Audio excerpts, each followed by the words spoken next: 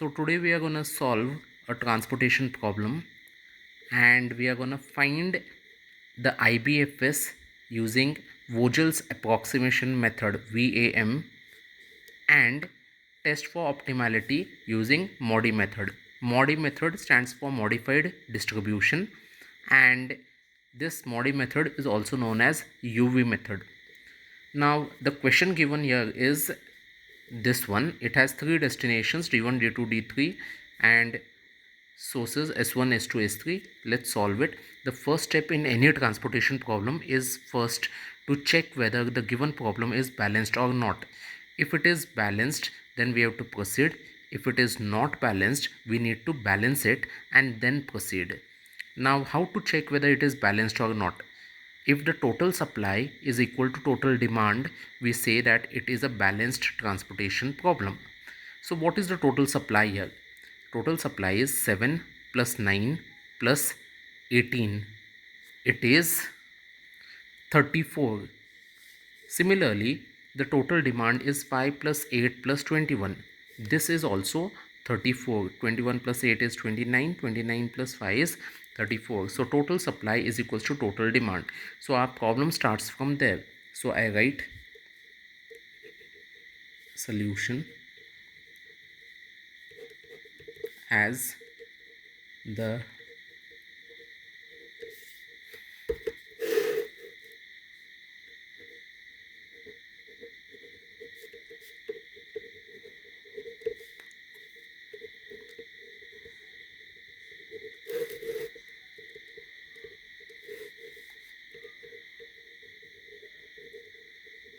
is balanced.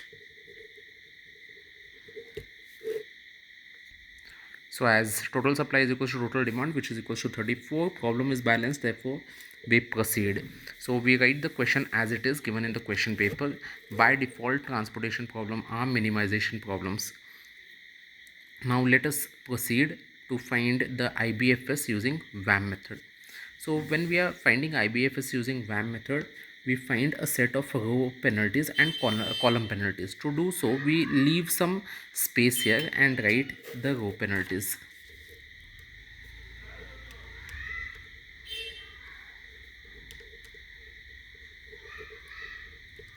Similarly, we write column penalties here.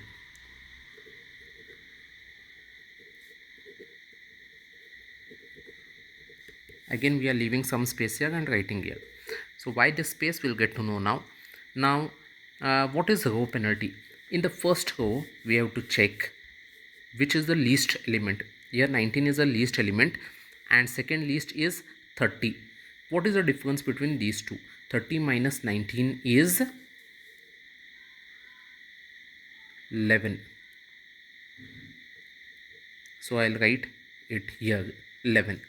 Similarly, the same procedure I'll repeat for the second row.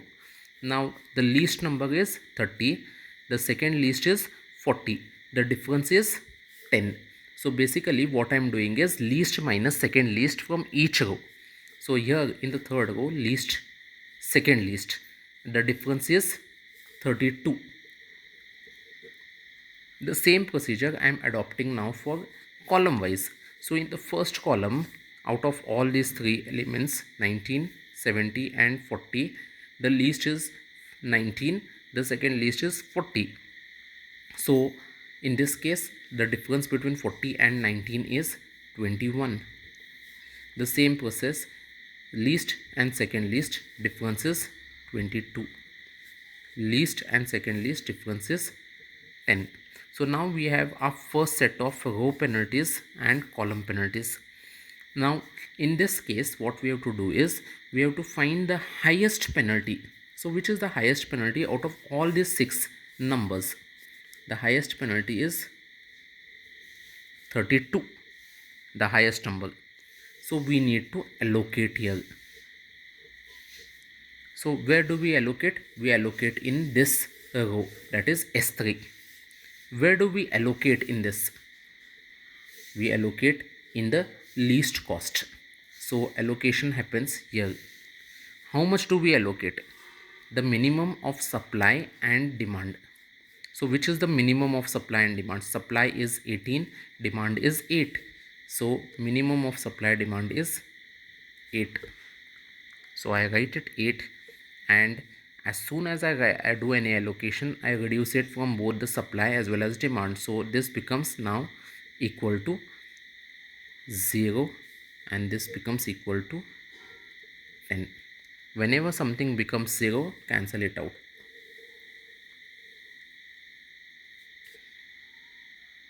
Now similarly, we have to continue with the second step. The same step has to be continued in the first row. Again, a set of row penalty and column penalties has to be found out. So first row, least and second least. Again, I have to find out what is the difference between least and second least. Least is this, second least is this. The difference is 31. Now in this case, least is this, second least is this. What is the difference? The difference is 30. Here least is this, second least is this, the difference is 30 again. Here least is this, second least is difference is 21. This is gone, so I don't calculate here. Now here least is this, second least is this, the difference is 10. Now again from the second set, now 1, 2, 3, 4, 5. So from these 5 numbers, I need to find out which is the highest penalty. So the highest penalty is this. Remember, whenever I am checking this penalties, I check for highest penalty. So highest penalty is this. That means my now allocation, that is the new allocation which I am going to do now, second allocation, will be in row S1. Now in the row S1, I have only 2 options. So I have to allocate at the least cost. The least cost is this. So here will be my allocation. How much will I allocate? I'll allocate the minimum of supply and demand. The supply is 7, the demand is 5. So minimum of supply and demand is 5. So I have allocated 5, demand reduces to 0, and 7 minus 5 is 2. As soon as anything becomes 0, either the supply or demand, strike it out.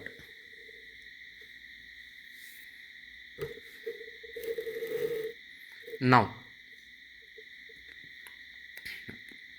we need to find out the third set of row penalties and column penalties.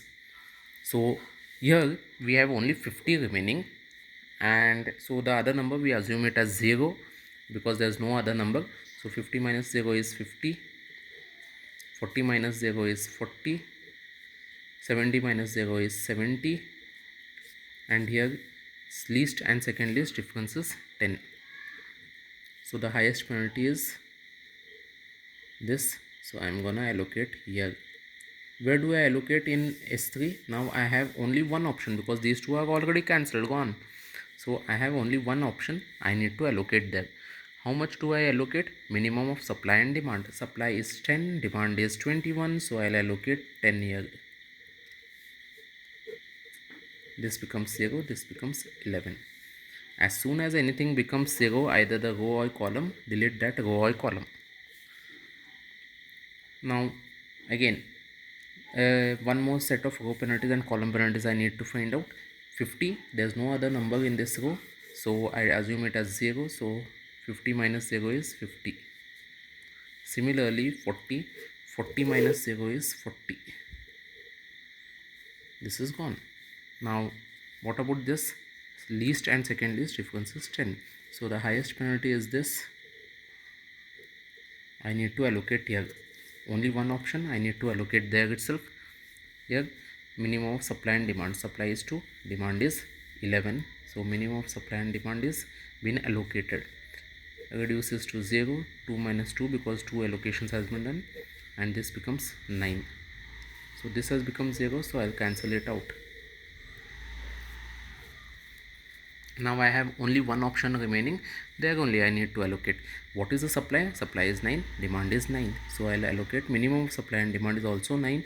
This becomes 0, this becomes 0. So as soon as anything becomes 0, I am cancelling it out. Generally we see that whenever the last allocation will be there, both the row as well as the column gets cancelled. If this kind of thing is happening earlier, instead of the last row or column or last element. Before that only we are getting a cancellation of row and column. Then we have a condition known as degeneracy. Okay, so now in this case generally we get problems where the last element only we are cancelling both the row and column simultaneously. So let's move further. Let's find the transportation cost. So transportation cost, I'll write it here itself.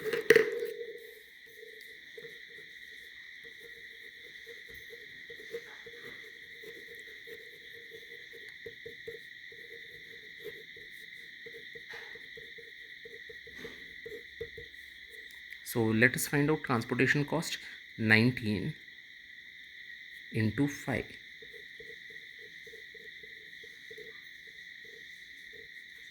plus 50 into 2 plus 40 into 9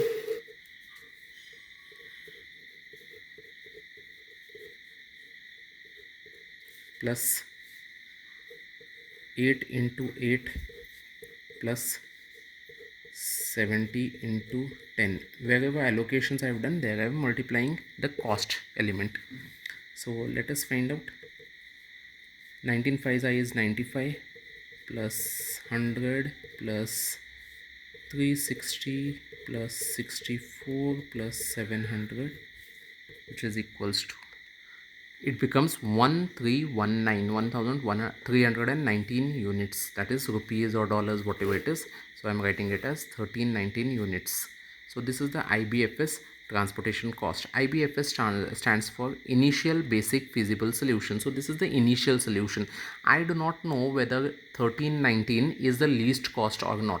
So to check whether 1319 is the least cost or not, we do something known as test for optimality. So we need to conduct now a test for optimality just to check whether this is the least cost or not, and then we need to find out the least cost if this is not the least cost. So let us go further to the next step, that is known as test for optimality. But to do test for optimality, there are two conditions that has to be satisfied. Let us have a look at both the conditions. So the two conditions for test for optimality are like this. Condition 1, all the allocations are at independent locations. Generally all the allocations here, whatever you get, is are at independent locations itself. What is non-independent locations or dependent locations, we'll see it later. Right now you just write down the first condition as it is in nearly all the problems. The second one says that m plus n minus 1 should be equal to number of allocations. So what is m? M is the number of rows, n is the number of columns, and minus 1. So how many rows we have here? 1, 2, 3 horizontal rows. Columns 1, 2, 3. So 3 rows and 3 columns. So m is the number of rows, n is the number of columns. 3 plus 3 is 6, minus 1 is 5. So 5. And what is the number of allocations here? We have got 1, 2, 3, 4, 5. 5 allocations. So this is 5 is equals to 5. So I've written this as m plus n minus 1 is equals to number of allocations, which is equals to 5. Once both the conditions are satisfied, then only you can go further to the UV method. So let us start with UV method. So in UV method, what we need to do now is we need to calculate UI and VJ values for allocated cells only. Only wherever we have done allocations, those cost per units we have to copy now. Now what do I mean by allocated cells only? So here we have to go and see where all we have done allocations. Here this is 19, 50, 40, 70 and 8. So 5 allocations we have done. These are the cost units: 19, 50, 40, 70, 8. Whereas these are the allocations in the circles that I have done. So cost units I have to copy here as it is. So all the 3 rows and columns I have copied: D1, D2, D3, S1, S2, S3, and in that only the cost units of the allocated cells only. So here you can see 10, 50, 40, 70, 10, 50, 40, 70 and 8. All 5 I have copied. Only allocated, wherever allocations have been done, their cost units have to be copied here. Now this here I'll write UI, here I'll write VJ. What I need to do is I should start calculating UI and VJ values such that CIJ, that is the internal values, that is the values which are there inside cost elements, should be equal to UI plus VJ. So basically I'm breaking this CI cost into two factors, UI and VJ. So UI plus VJ should be equal to CIJ. So in this case, if I see, I should have a starting point. To have a starting point, you can take any value of UI or VJ equal to 0 initially.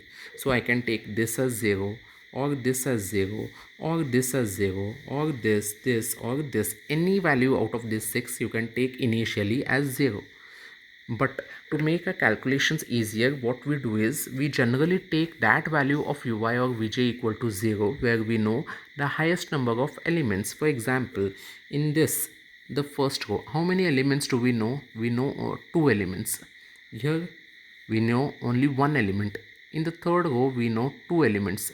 In the first column 1 element, here 1 element, and here we know 3 elements. So highest number we know here. So it is always better to make our calculations easier, we write this as 0.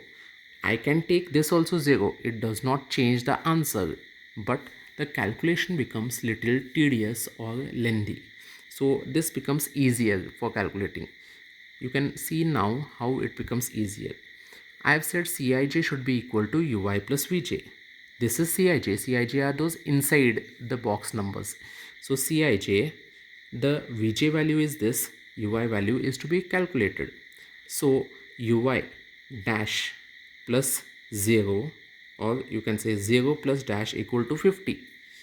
So 0 plus 50 equal to 50. 0 plus dash equal to 40. So this is Ui here, Ui. Vj is here. So Ui plus Vj should be equal to Cij. So 0 plus this equal to 40. 0 plus dash equal to 40, 0 plus 40 equal to 40. 0 plus dash equal to 70, 0 plus 70 equal to 70. Now these three values I've got. Now I need these two values. So how do I calculate? I know this, I know this, I can find out this. So dash plus 70 equal to 8, or dash plus 70 equal to 8, or 70 plus dash equal to 8. That cannot happen. So 70 minus 8 is 62. This becomes minus 62. Or you can calculate, if you are feeling it difficult, you can say this value is x. Okay, so x plus 70 equal to 8. If suppose I want to find out this value, I'll take this as x. So x plus 70 equal to 8. That is what I have written. So x value I want, x equal to 70, I'll send it here, plus 70 becomes minus 70. So x is equals to 8 minus 70, which is equals to minus 62. You can use your calculators if you want.